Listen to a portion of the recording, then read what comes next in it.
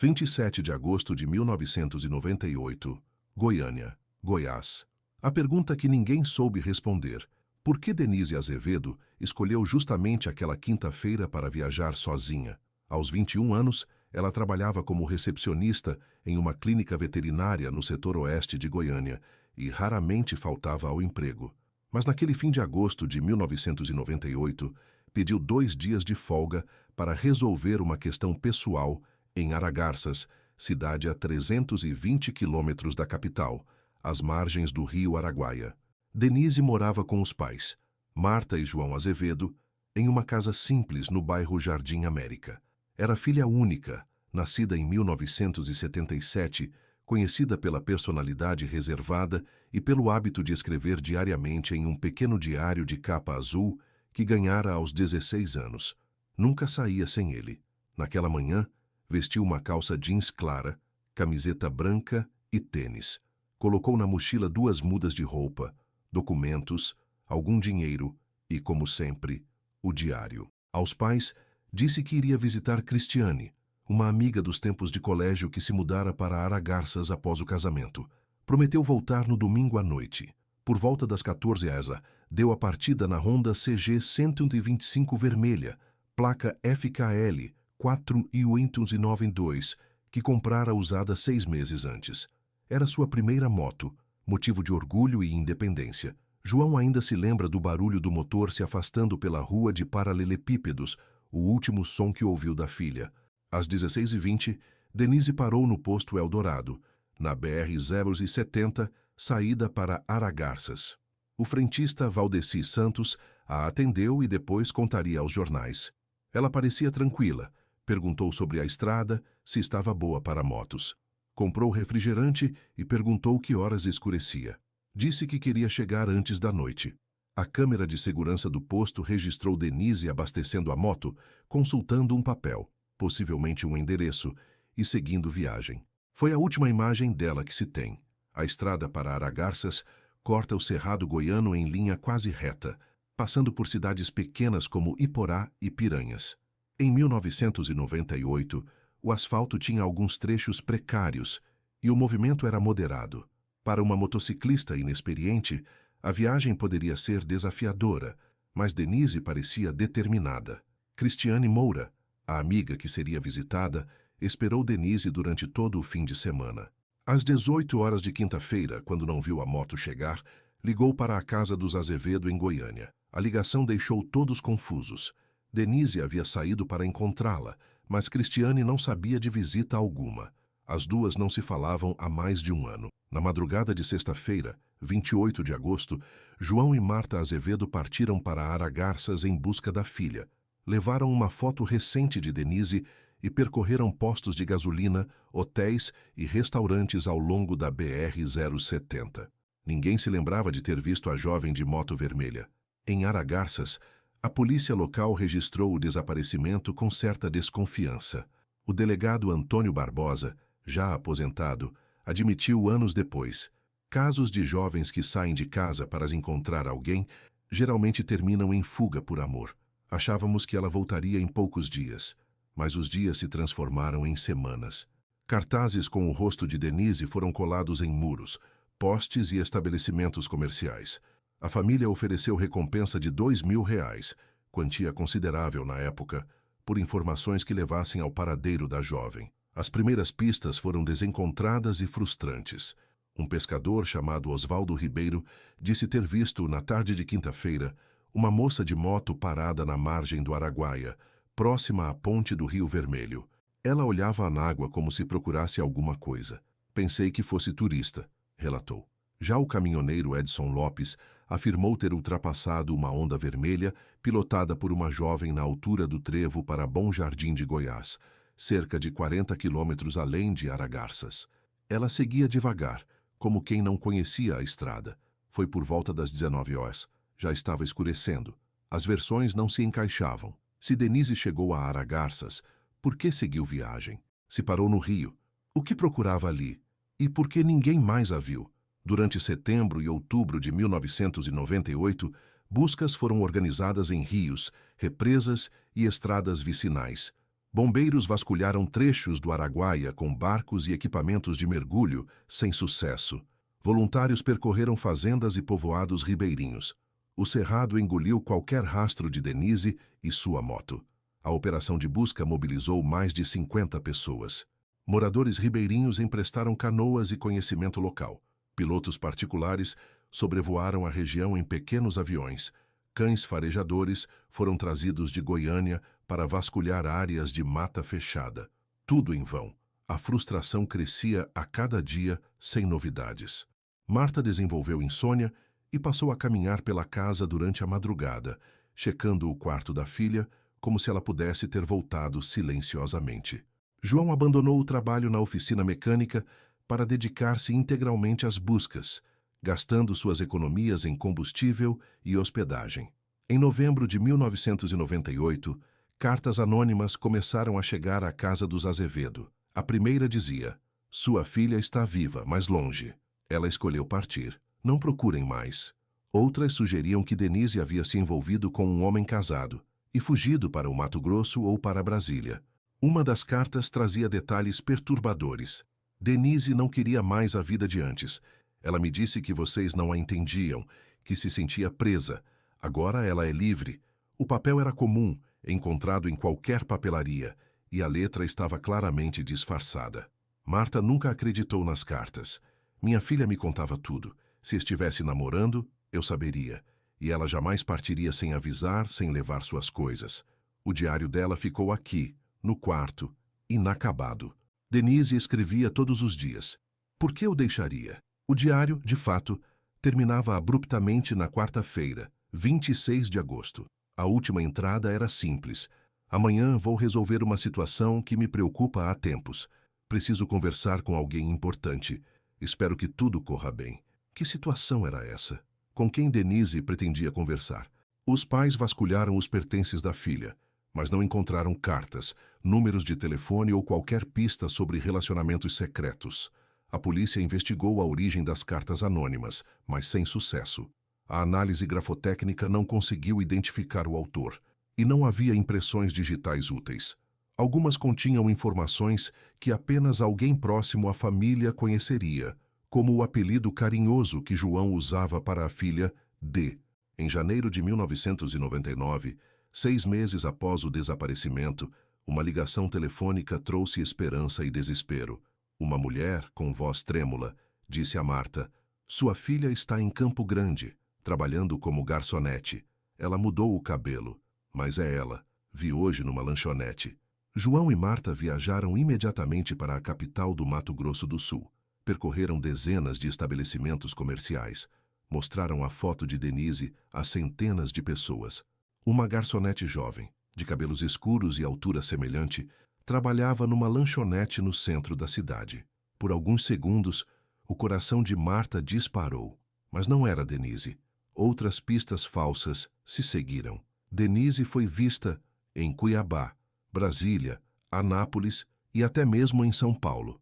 Cada telefonema gerava uma nova viagem, uma nova esperança que se desfazia em decepção. O caso começou a ganhar repercussão regional. O programa Linha Direta da TV Globo exibiu uma reportagem sobre o desaparecimento em março de 1999. O telefone dos Azevedo não parou de tocar durante semanas, mas nenhuma informação se mostrou verdadeira. Os anos que se seguiram foram de resignação forçada e esperança cada vez mais frágil. João Azevedo desenvolveu o hábito de percorrer estradas do interior goiano nos fins de semana, sempre atento a qualquer moto abandonada ou sinal que pudesse levar a filha. Marta manteve o quarto de Denise intocado, como um santuário onde o tempo parou em agosto de 1998. O caso virou lenda urbana em Aragarças. Moradores mais antigos sussurravam teorias: que Denise havia sido vítima de assalto na estrada, que caíra no rio durante a travessia de balsa, que fugira com algum boiadeiro apaixonado. O rio Araguaia, com suas águas barrentas e correnteza traiçoeira, era sempre mencionado como o grande suspeito silencioso. Em 2003, 5 anos após o desaparecimento, uma ossada humana foi encontrada por pescadores em uma ilha do Araguaia, próxima à cidade de Luiz Alves. A família Azevedo viajou imediatamente para o local, mas exames periciais descartaram qualquer relação com Denise. Os ossos pertenciam a um homem de aproximadamente 40 anos, possivelmente morto há décadas. Cada falso alarme era como perder ela de novo. Lembra, Marta, hoje com 68 anos. E mais nunca deixamos de acreditar que um dia saberíamos a verdade. O delegado Antônio Barbosa se aposentou em 2004, levando consigo a frustração de não ter solucionado o caso que mais o intrigou na carreira. Antes de partir, organizou todos os documentos da investigação e deixou uma carta para seu substituto. Este caso vai além de um simples desaparecimento.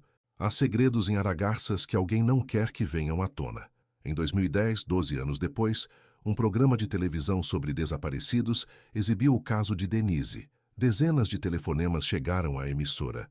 Pessoas que juravam tê-la visto em cidades distantes como Cuiabá, Campo Grande e até mesmo no Pará. Todas as pistas se revelaram equívocos ou tentativas de ganhar a recompensa que a família ainda oferecia. João, que havia desenvolvido problemas cardíacos devido ao estresse, passou a frequentar um psicólogo em Goiânia. Eu sonho com ela todas as noites, confessou durante uma sessão. Às vezes, no sonho, ela está me chamando de longe, mas nunca consigo chegar até onde ela está. Aragarças cresceu ao longo dos anos. Novos hotéis surgiram às margens do rio, atraindo turistas interessados na pesca esportiva e no ecoturismo. Mas os moradores antigos ainda se lembravam da moça da moto vermelha, que sumiu sem deixar rastros. Em 2015, 17 anos após o desaparecimento, Marta tomou uma decisão dolorosa. Doou as roupas de Denise para uma instituição de caridade. Manteve apenas algumas peças e, claro, o diário inacabado. Ela não voltará mais, disse a João naquela noite. Mas talvez alguém possa se beneficiar dessas coisas. Foi durante o inverno excepcionalmente seco de 2016 que o rio Araguaia revelou seu primeiro segredo. Julho de 2016 trouxe a pior estiagem em 50 anos para a região centro-oeste. O nível do rio Araguaia baixou drasticamente, expondo bancos de areia, troncos submersos e destroços acumulados durante décadas no leito do rio. Marcos Vieira e seu filho Juliano, mergulhadores locais especializados em recuperar objetos perdidos, receberam uma encomenda inusitada. Um fazendeiro de Aragarças queria que encontrassem uma embarcação que havia afundado anos antes em frente à sua propriedade. Na tarde de 18 de julho, pai e filho desceram as águas barrentas do Araguaia, próximo ao local conhecido como Pedral da Onça. A visibilidade era ruim, mas o nível baixo facilitava o trabalho. Entre galhos e pedras acumulados no fundo, Juliano avistou algo que não esperava: a carcaça de uma motocicleta. No início, pensei que fosse lixo comum. Motos velhas às vezes são jogadas no rio, conta Marcos. Mas quando vimos o estado de conservação e a posição, percebemos que havia algo estranho. A moto estava presa entre duas grandes pedras, a cerca de 4 metros da margem, em um trecho que normalmente permanecia submerso. Parte da carenagem havia sido destruída pela correnteza e pelos anos, mas o chassi estava relativamente preservado. Com auxílio de cordas e um guincho improvisado, os mergulhadores trouxeram a motocicleta à superfície. A multidão de curiosos que se formou na margem incluía pescadores, ribeirinhos e alguns turistas. Ninguém imaginava que aquele achado mudaria para sempre a história de uma família em Goiânia. A numeração do chassi estava legível: 9C2KC04 ZV8 EZ042837. Marcos anotou os números em um papel e prometeu entregar a moto às autoridades locais. Mas um dos pescadores presentes, Osvaldo Ribeiro, o mesmo que havia visto Denise parada na margem em 1998, olhou para a carcaça vermelha e envelhecida e murmurou: "Parece a moto daquela moça que sumiu há uns anos." A ligação para a Polícia Civil de Aragarças foi feita no mesmo dia. O delegado Bruno Carvalho, que assumiu o cargo em 2014, decidiu investigar. A consulta ao banco de dados revelou a verdade que a família Azevedo esperava há quase 2 décadas. Aquela era a Honda CG 125, placa FKL 48892, de Denise Azevedo. O telefonema para Goiânia foi dado na manhã seguinte. Marta atendeu e, ao ouvir as palavras, "Encontramos a moto da sua filha." Sentiu as pernas fraquejarem. João, que estava no quintal regando plantas, correu para dentro de casa ao ouvir os gritos da esposa. No dia 20 de julho, o casal viajou para Aragarças acompanhado de 2 peritos da Polícia Técnico-Científica. A análise da motocicleta confirmou: era definitivamente o veículo de Denise. No porta-luvas, protegida por um saco plástico que resistiu aos anos submersos, estava uma chave reserva da casa dos pais, com a etiqueta manuscrita que a própria Denise havia colado. Mas uma descoberta gerou ainda mais perguntas. O estado da moto e sua posição no rio indicavam que não havia caído acidentalmente. Ela estava posicionada perpendicularmente à correnteza, presa entre pedras de forma quase proposital, como se alguém a tivesse colocado ali intencionalmente. Uma moto que cai da margem por acidente seguiria o fluxo da água, explicou o perito Antônio Mascarenhas. Esta estava claramente ancorada no fundo, em uma posição que sugere intervenção humana. Mais intrigante ainda, nenhum vestígio de Denise foi encontrado no local ou nas proximidades. Nem roupas, nem ossos, nem a mochila que carregava. E o diário azul, inseparável companheiro da jovem, jamais foi localizado. A descoberta reacendeu o caso. Novas diligências foram abertas, testemunhas foram novamente ouvidas, e a Polícia Civil iniciou uma investigação para determinar as circunstâncias da morte de Denise, agora oficialmente considerada vítima de homicídio. Osvaldo Ribeiro, o pescador que a viu na margem do rio, foi chamado para depor. Seus olhos, já cansados pelos 73 anos, se encheram de lágrimas quando confirmou. Era ela, sim. Estava parada bem neste lugar, olhando o rio. Parecia procurar alguém ou alguma coisa. Se eu soubesse, se eu tivesse perguntado se precisava de ajuda. 3 meses depois, em outubro de 2016, uma nova pista surgiu de forma inesperada.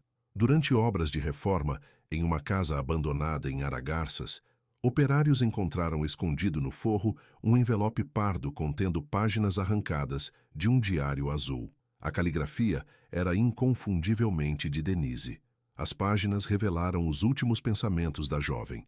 Ela havia descoberto que um homem casado da cidade, com quem mantivera um relacionamento às escondidas, estava sendo chantageado por alguém que os vira juntos. Denise decidira confrontar o chantagista, acreditando que poderia resolver a situação conversando. Hoje vou encontrar ele na beira do rio. Sei que é perigoso, mas preciso defender nosso segredo. Se não fizer alguma coisa, nossa vida vai virar um inferno, dizia a última entrada do diário. O nome do homem casado e do chantagista foram preservados pela justiça, mas as investigações confirmaram o envolvimento de ambos na morte de Denise. O chantagista, um pequeno comerciante local, havia exigido dinheiro em troca do silêncio. Denise, ingênua aos 21 anos, acreditou que poderia convencê-lo a desistir. O encontro na margem do rio Araguaia terminou em tragédia. Após uma discussão, o chantagista empurrou Denise, que caiu e bateu a cabeça em uma pedra. Desesperado, ele jogou o corpo no rio e, com a ajuda do amante de Denise, colocou a moto na água para simular um acidente. Durante 18 anos, ambos guardaram o segredo. O chantagista morreu de infarto em 2009. O homem casado, atormentado pela culpa, confessou tudo em depoimento lacrimoso à polícia, entregando as páginas do diário que guardara como uma tortura pessoal. Não passou um dia em que não pensei nela, disse ele aos investigadores. Carreguei esse peso sozinho todos esses anos. Quando soube que acharam a moto, entendi que era hora de contar a verdade. Durante o interrogatório, descobriu-se que ele havia sido o autor das cartas anônimas enviadas à família nos primeiros meses após o desaparecimento. Queria que vocês parassem de procurar, confessou. Achei que, se acreditassem que ela havia fugido por vontade própria, desistiriam da busca. O homem foi condenado a 12 anos de prisão por homicídio culposo e ocultação de cadáver. Durante o julgamento, revelou que as páginas do diário de Denise o assombravam todas as noites.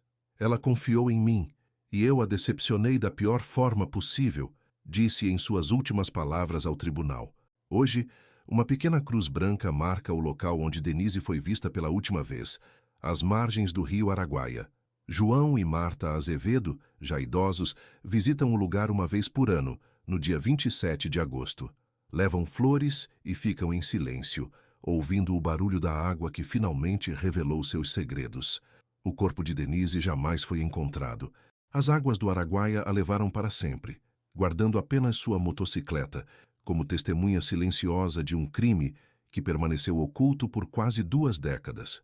A última entrada do diário, encontrada na casa abandonada, terminava com uma frase que se tornou epitáfio: "Amanhã tudo vai se resolver.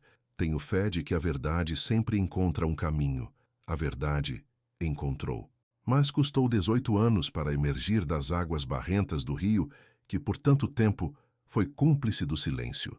E hoje, quando o vento sopra forte sobre as águas do Araguaia, os moradores mais antigos dizem que ainda é possível ouvir o eco distante de uma moto que jamais completou sua jornada.